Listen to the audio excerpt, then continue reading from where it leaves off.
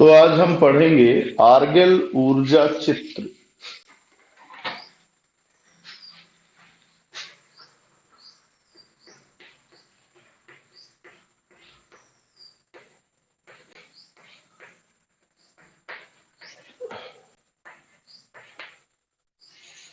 थोड़ा सा अटपटा है, डिफिकल्ट नहीं। ठीक है ना। सबसे पहले समझिए कि लिगेंड्स दो प्रकार के हैं हमारे पास। हम जानते हैं दो तरह के लिगेंड होते हैं, प्रबल लिगेंड। खासियत इनकी ये होती है कि इनमें इलेक्ट्रॉन युग्मन होता है, समय से पहले इलेक्ट्रॉन युग्मित हो जाते हैं, पढ़ा हुआ है हमने। दुर्बल लिगेंड,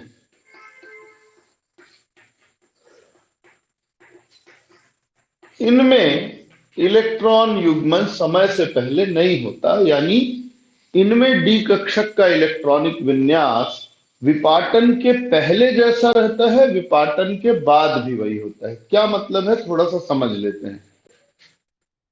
मान लीजिए कि नॉर्मल डी कक्षक में बिना लिगेंड के अभी 5 इलेक्ट्रॉन हैं, तो सामान्य तौर पे ऐसे ही भरते हैं।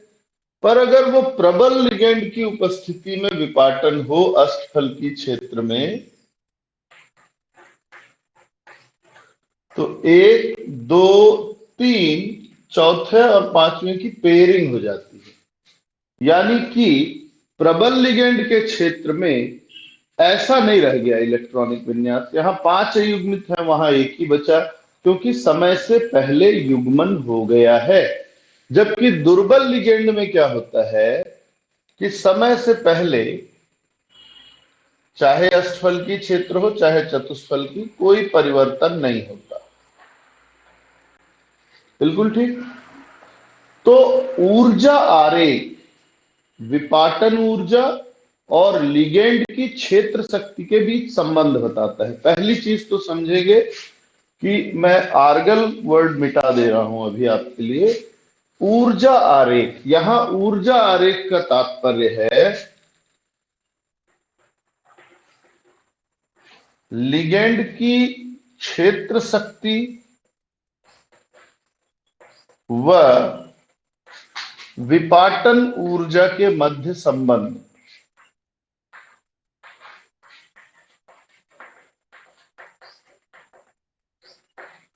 ठीक है। तो ऊर्जा आरेख मूल रूप से लिगेंड की क्षेत्र शक्ति और विपाटन ऊर्जा में संबंध बताता है। ये दो प्रकार का होता है। पहला प्रकार है आर्गेल ऊर्जा आरेख। आर्गेल ऊर्जा आरेख दुर्बल लिगेंड की क्षेत्र शक्ति और विपाटन ऊर्जा में संबंध बताता है। मतलब हम ढेर सारे दुर्बल लिगेंड ले लेते हैं, सिर्फ दुर्बल को लेना है, प्रबल को नहीं लेना है। तो दुर्बल लिगेंड में भी कुछ ज्यादा दुर्बल होंगे और कुछ कम दुर्बल होंगे। तो जैसे जैसे दुर्बल लिगेंडों की क्षेत्र शक्ति बढ़ेगी, वैसे वैसे डी कक्षक के विपाटन पर क्या असर पड़ेगा, इसको आर्गेल ऊर्जा आरेख में पढ़ा जाता है। जबकि दूसरा प्रकार है तनावे सुगानो आरेख। ये प्रबल लिगेंड की क्षेत्र शक्ति और विपाटन ऊर्जा में परिवर्तन पर आधारित है। कि हमने प्रबल लिगेंड ले लिया, सारे लिगेंड प्रबल हैं, पर क्या सारे लिगेंडों की प्रबलता समान है? नहीं, कुछ की ज्यादा प्रबल है, कुछ की कम प्रबल है। तो प्रबलता को बढ़ाते जाएंगे और देखेंगे कि लिगेंड विपाटन में क्या परिवर्तन होता है। तो ये बात क्लियर हो जानी चाहिए कि आर्गेल चित्र जो है ये दुर्बल लिगेंड के क्षेत्र की निम्नतम सीमाओं को, न्यूनतम दुर्बल से लेकर अधिकतम दुर्बल तक के लिए प्रयोग में लाया जाता है। और ये संबंध दर्शाता है दुर्बल लिगेंड की क्षेत्र शक्ति व विपाटन ऊर्जा में। यहां तनावे सुगानो हमको नहीं पढ़ना है, आर्गेल पढ़ना है। अब आर्गेल में क्या खासियत है, जैसा मैंने कहा था कि दुर्बल लिगेंडों में ये खासियत होती है कि संकुल निर्माण के बाद, ये संकुल निर्माण के पहले है, ये संकुल निर्माण के बाद है।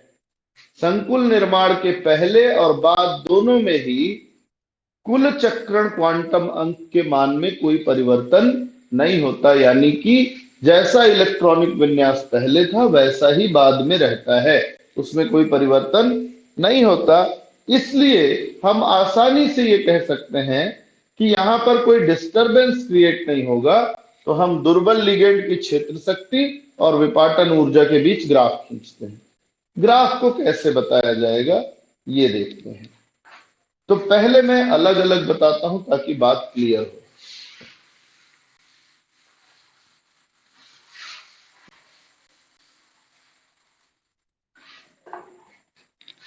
यहां हम पहले देखेंगे D1 और D6 के लिए, क्योंकि D1 और D6 में एकदम एक जैसा होता है। D1 D1 में आप देखिए, यहां चतुष्फलकी ले रहा हूं, तो चतुष्फलकी में D1 में क्या होता है, T2G ऊपर होता है, EG नीचे होता है और एक इलेक्ट्रॉन होता है। D6 में एक इलेक्ट्रॉन का मतलब, यहां ध्यान रखेंगे कि एक इलेक्ट्रॉन का मतलब है यहां विपाटन ऊर्जा का मान जो है वो कितना होता है, -6 DQ। D6 को देखिए,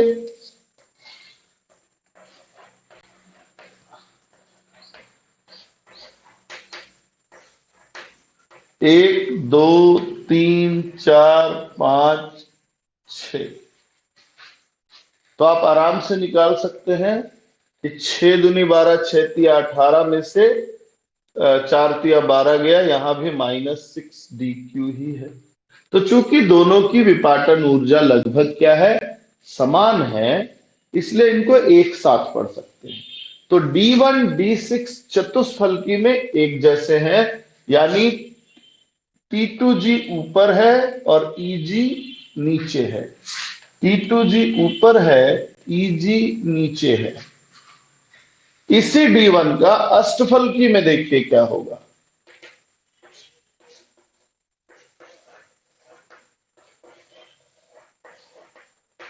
एक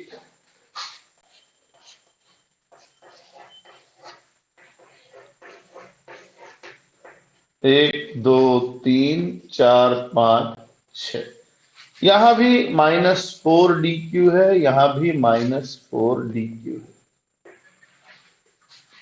यहां लेकिन उल्टा हो गया, EG ऊपर हो जाता है, T2G नीचे, EG ऊपर, T2G नीचे।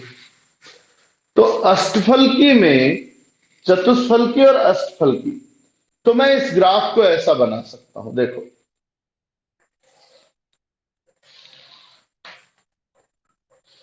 बीच में लाइन खींचा, इस तरफ भी लिगेंड की क्षेत्र शक्ति बढ़ रही है, लिगेंड की क्षेत्र शक्ति, और इस तरफ भी बढ़ रही है, बीच में 0 है। मैं एक साइड केवल लूं चतुष्फलकी के लिए, तो चतुष्फलकी में आप देखो कि D1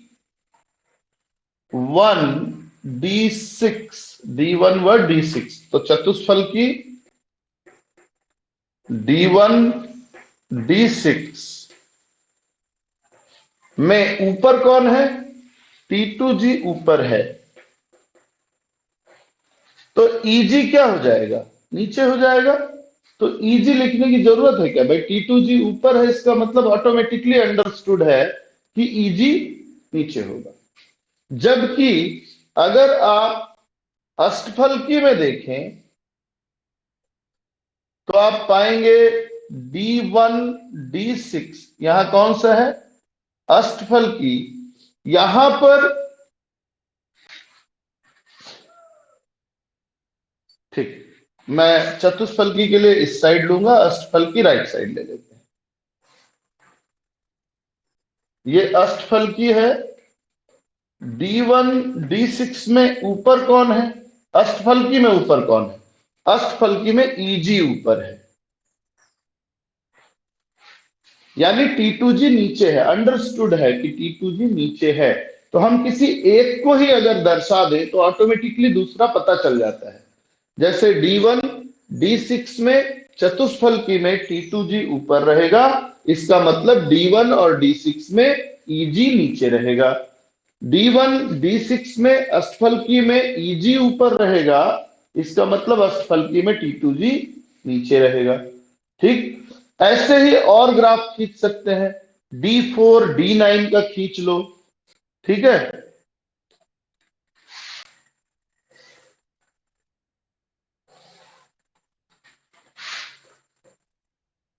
तो अब की बार नीचे वाला अष्टफलकी D4 D9 अष्टफलकी में T2G नीचे रहेगा, सॉरी EG नीचे रहेगा। और D4 D9 में चतुष्फलकी अगर रखें तो T2G नीचे रहेगा।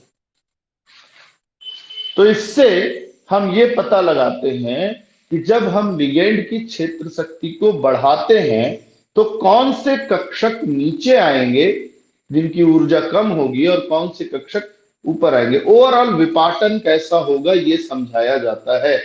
हर बार हम देखते हैं कि हम अष्टफलकी में EG ऊपर और T2G नीचे रखते हैं, पर ऐसा होता नहीं। ऐसा एनर्जी वाइज अगर देखा जाए तो आर्यगल बताते हैं कि दुर्बल लिगेंडों में कभी कभी चेंजेस देखने को मिलते हैं। जैसे आप देखो, दुर्बल लिगेंड में अष्टफलकी में EG क्या है? नीचे हो गया। किस किस विन्यास के लिए? D4 और D9 के लिए।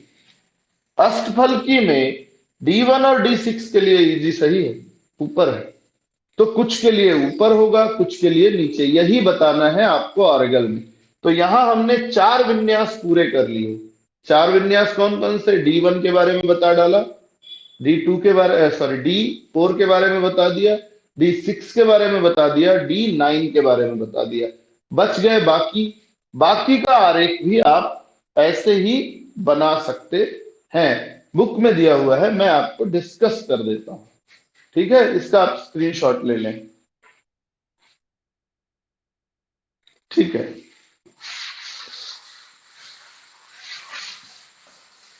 अब अर्गल ऊर्जा चित्र जो बना हुआ है वो सबके लिए कैसा बना हुआ है हम देखते हैं।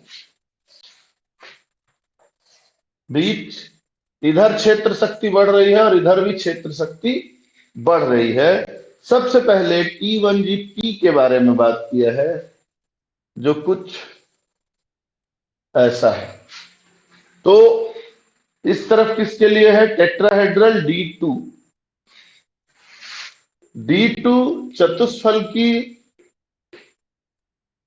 T1G, ये है P कक्षक का। और इस तरफ है आपका D7। याद रखेंगे कि जैसे D1 और D6 तुलनात्मक है, D4 D9 तुलनात्मक है, तो D2 D7 के और D3 जो होगा वो किसके होगा? D8 के तुलनात्मक होगा। तो यहां दिया हुआ है D7 अष्टफलकीय T1G P, यानी कि D2 चतुष्फल की स्थिति में अगर आपका P ऊर्जा स्तर मिलता है तो वो ऊपर रहेगा। D7 में भी ऊपर रहेगा। किन से ऊपर रहेगा अभी देखते हैं हम। इसके बाद F का देखते हैं, D7 और D8 टेट्राहेड्रल। नहीं, ये थोड़ा सा टेट्राहेड्रल टेट्राहेड्रल D8 नहीं होना चाहिए, इसको D2 होना चाहिए। चलो देखते हैं।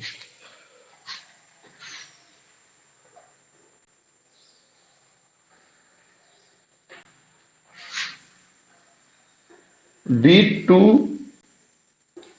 चतुष्फल की TG3F के लिए अगर F अवस्था आए तो वो ऊपर रहेगी। क्या ऊपर रहेगा? T1G, ठीक है ना, T1G। और D8 चतुष्फलकी में T1GF नीचे रहेगा। तो इस तरीके से दो तीन लाइनें आपको आराम से जान लेनी है। एक बड़ी सिंपल सी लाइन है, सीधी सीधी है। सीधी सीधी लाइन किसकी है? T2G3 D3 के लिए है, D3 के लिए चतुष्फल की है। ये बराबर रहेगा। चतुष्फल की D3 T2G, चतुष्फल की D3 T2G। एक लाइन और है,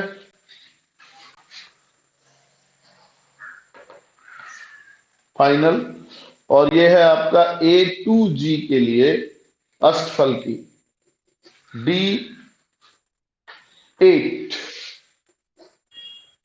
अष्टफल की A2G, और ये हो जाएगा D2 अष्टफल की A2G।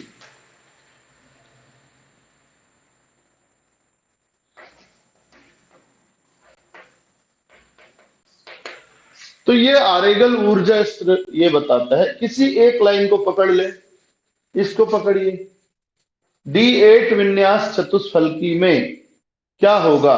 तो D8 विन्यास चतुष्फलकी में जो F कक्षक मिलेगा आपको, F कक्षक या F अवस्था प्राप्त होगी, उसका T1G कक्षक क्षेत्र शक्ति बढ़ने के साथ नीचे होता जाएगा, उसकी ऊर्जा कम होती जाएगी। तो ये आरेख तो आप बाई बुक कॉपी कर सकते हैं, इसमें कुछ खास नहीं। मुद्दे की बात, आरेगल ऊर्जा चित्र का उपयोग क्या होता है? पहला उपयोग है मुक्त आयन के लिए इलेक्ट्रॉनिक विन्यास ज्ञात करने में। दूसरा है अष्टफलकी क्षेत्र में केवल दुर्बल क्षेत्र शक्ति के लिए हम इसका प्रयोग करते हैं। तीसरा है संकुल के धातु आयन की मूल और उत्तेजित अवस्थाओं में चक्रण बहुलता की गणना करने में। अब अष्टफलकी क्षेत्र के लिए जी का प्रयोग करते हैं, जबकि चतुष्फलकी क्षेत्र के लिए जी संलग्नक का प्रयोग नहीं किया जाता है मोस्टली। तो चलिए अब हम देखते हैं कि वास्तव में इस आरेगल ऊर्जा आरेख के आधार पे किसी दिए गए विन्यास के ग्राफ का यानी स्पेक्ट्रम का आप अनुमान कैसे लगा सकते हैं, यही महत्वपूर्ण है। मैंने कल आपको एक होमवर्क दिया था कि अलग अलग विन्यास के लिए मूल अवस्थाएं आप ज्ञात करेंगे। अब देखिए उन मूल अवस्थाओं का उपयोग। D1, ठीक है, इलेक्ट्रॉनिक विन्यास वाले धातु आयन का स्पेक्ट्रा, धातु आयन का स्पेक्ट्रा। D1, सबसे पहले इसकी मूल अवस्था निकालेंगे।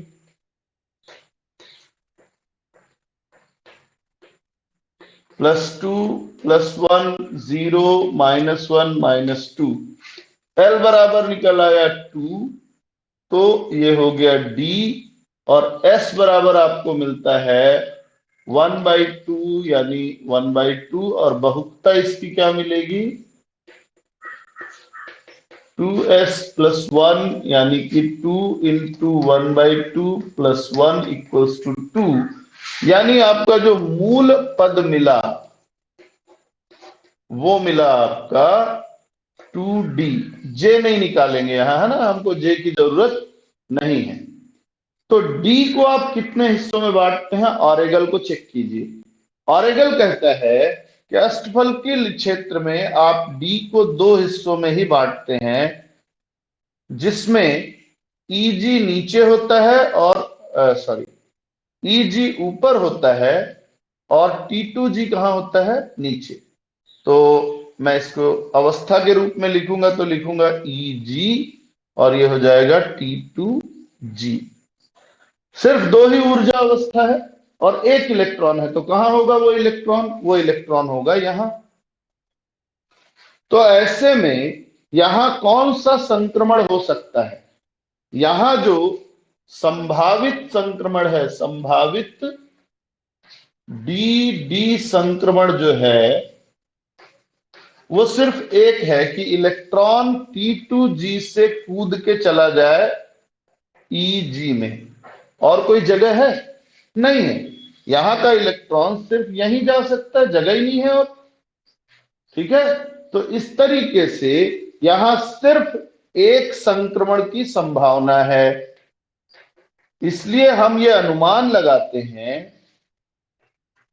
कि जब ग्राफ खींचा जाएगा अवशोषणांक में यानी एप्सिलॉन में या एब्जॉर्ब, हाँ ठीक है, एप्सिलॉन और तरंग दैर्ध्य में, तो एक खास तरंग दैर्ध्य पर आपका अवशोषण पीक प्रकट होगा। ये एक ही पीक होगा, जिस भी तरंग दैर्ध्य पर होगा एक पीक मिलेगा। इसलिए D1 इलेक्ट्रॉनिक विन्यास वाले संकुल में जब आप स्पेक्ट्रम का अध्ययन करते हैं तो आपको सिर्फ एक चमकीली लाइन प्राप्त होती है और लाइन नहीं मिलती। क्यों नहीं मिलती? क्लियर है यहां से? इससे हमने अनुमान लगाया। इसका एक बेहतरीन एग्जाम्पल जो है वो है hexa aquo titanium, titanium hexa aquo +3 ion. ये इसका एग्जाम्पल है। तो पहला क्लियर है, आपको ऐसे सब के बस ये बताना है। आते हैं दूसरे स्पेक्ट्रम, आप स्क्रीनशॉट ले लें। ठीक, आते हैं हम D2 पे। तो दो इलेक्ट्रॉन, L का मान 2+1 यानी 3 हो जाएगा। 3 होगा तो ये होगा F 2/2 1, बहुकता हो जाएगी 2 × 1 3। अब जो मूल पद है वो आपको मिलेगा F3, लेकिन जहां F होता है वहां इसके साथ साथ समान बहुकता का P भी पाया जाता है। जब आप मूल अवस्थाएं निकालेंगे, इसकी अनेक 45 अवस्थाएं निकालेंगे, तो आप पाएंगे कि समान बहुकता का इसके निकटवर्ती P भी मिलता है। तो जैसा कि आर्गन ऊर्जा चित्र कहता है कि F कक्षक में जब आप F का विपाटन करते हैं तो F का विपाटन होता है T1G, T2G और A2G में होता है और P बीच में हो जाएगा। तो विपाटन कैसा होगा? विपाटन होगा 1 2 3, ये F का विपाटन है 3F। ये मैं बता चुका हूं आप लोगों को अवस्थाओं के रूप में।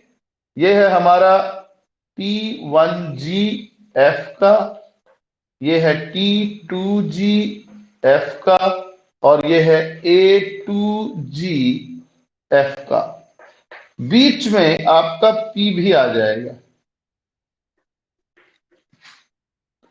T1G P का। अब दो इलेक्ट्रॉन हैं, स्वाभाविक तौर पे दोनों इलेक्ट्रॉन होंगे कहां? G में। तो ये आपका कहां होगा? T1G में होगा।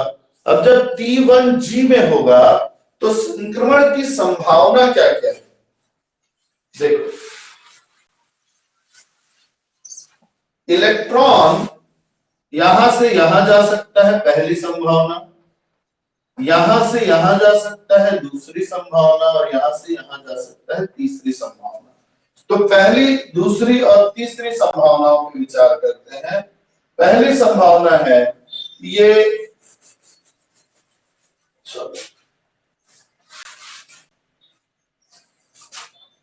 T1GF से T2GF में जाए, बिल्कुल हो सकता है।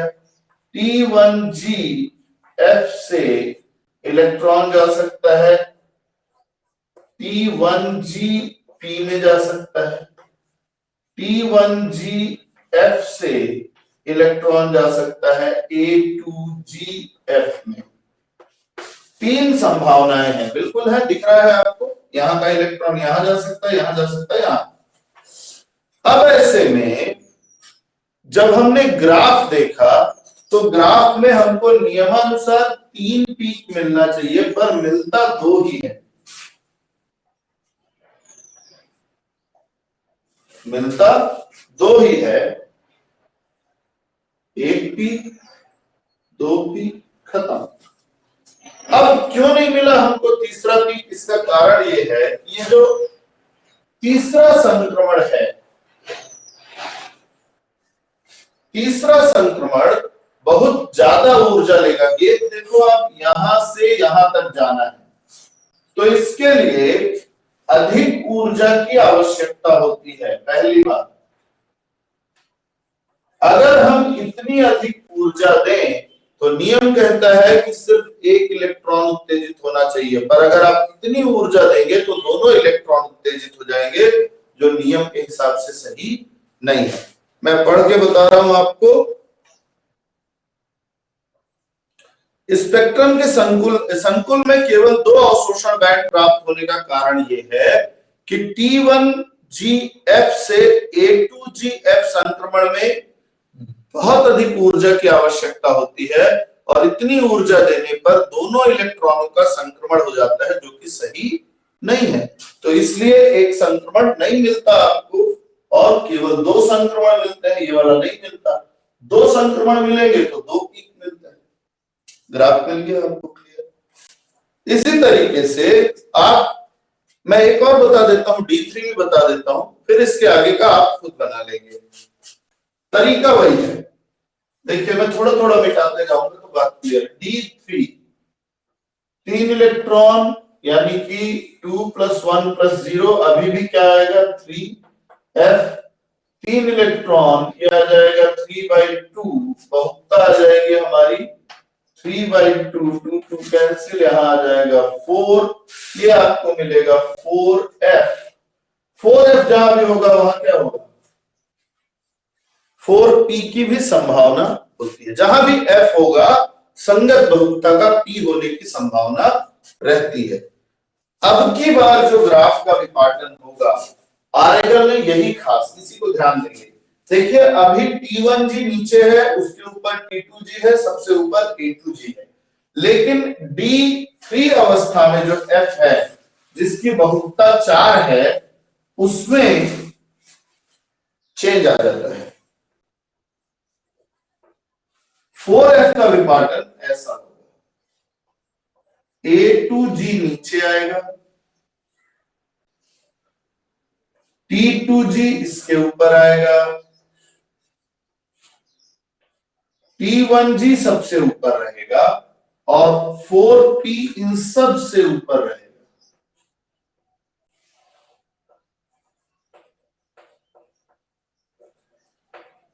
आप बहुलता को इनके ऊपर भी लिख सकते हैं, P मतलब ये हो जाएगा T1G, ये P का है, और बाकी सब किसके हैं, F के। हमारा इलेक्ट्रॉन है दोनों यहां, उत्तेजित कराओ, कहा जाएगा इलेक्ट्रॉन, पहली संभावना, फिर दूसरी संभावना, फिर तीसरी संभावना। यहां भी 3 संभावनाएं हैं, पर डायरेक्शन चेंज हो जाता है।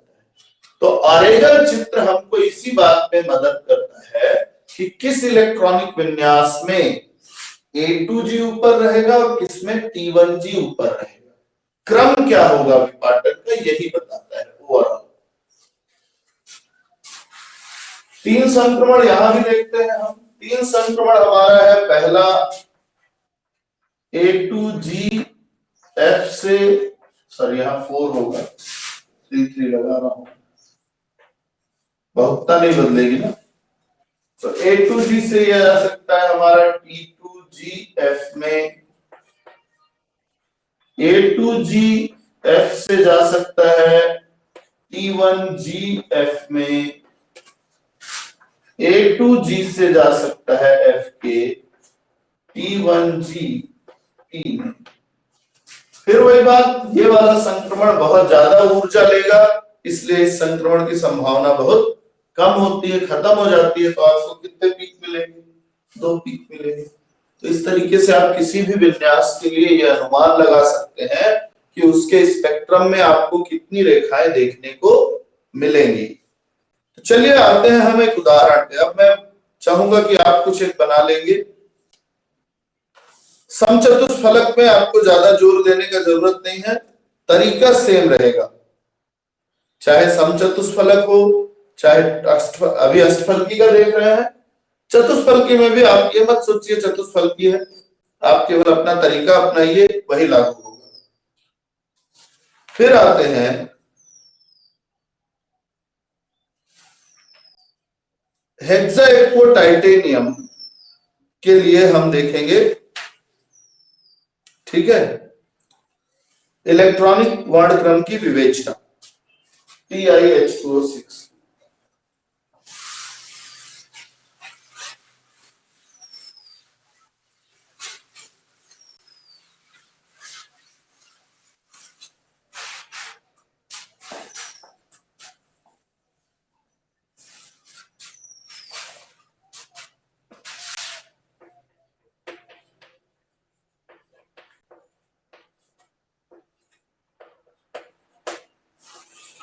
यहां टाइटेनियम +3 अवस्था में है, इसका इलेक्ट्रॉनिक विन्यास होगा आर्गन 3D1।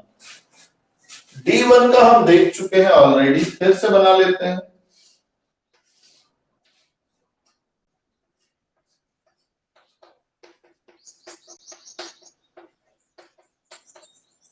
एक ही इलेक्ट्रॉन है, L बराबर 2, चिन्ह D, S बराबर 1/2, बहुता हो जाएगी आपकी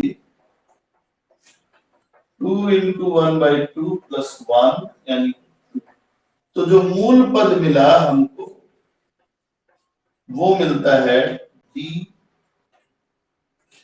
और जैसा कि हमने देखा है कि D अष्टफलकी में 2 हिस्सों में बंटता है, जिसमें T2G नीचे और EG ऊपर होता है। संक्रमण की एक ही संभावना है, इसलिए नियमानुसार एक ग्राफ मिलना चाहिए। लेकिन इसके ग्राफ को देखिए, इसका ग्राफ कुछ इस तरीके का है।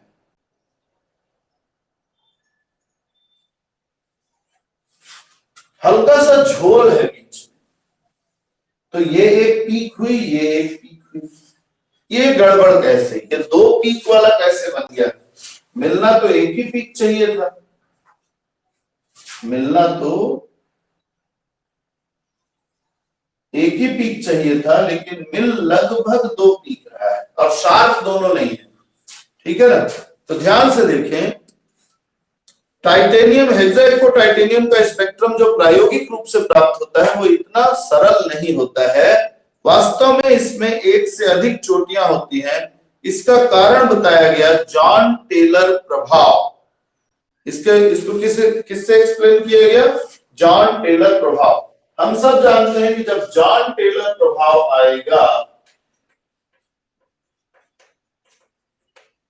तो होगा ये कि जो EG कक्षक है और T2G कक्षक है, T2G के 2 हिस्से हो जाएंगे, जिसमें DXY ऊपर, DYZ और DZX नीचे रहेगा।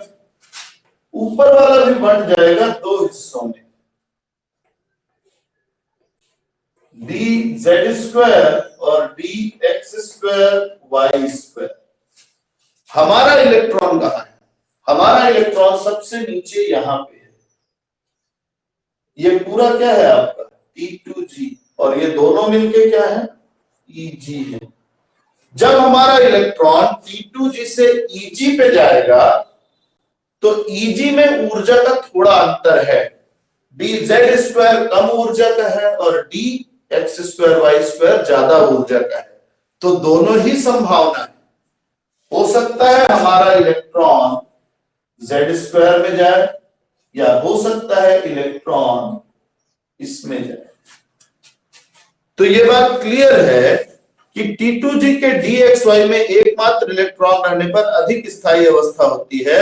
अब H2O लिगेंडों के नजदीक आने पर हमारे टाइटेनियम +3 का D कक्षक विपाटित हो जाएगा और Z कक्षक पर कम प्रतिकर्षण आरोपित करेगा, जिससे Z कक्षक की ऊर्जा कम हो जाती है। देख लिया, Z नीचे जॉन टेलर प्रभाव में Z कक्षक की ऊर्जा में कमी आती है, ये पहले पढ़ चुके हैं आप।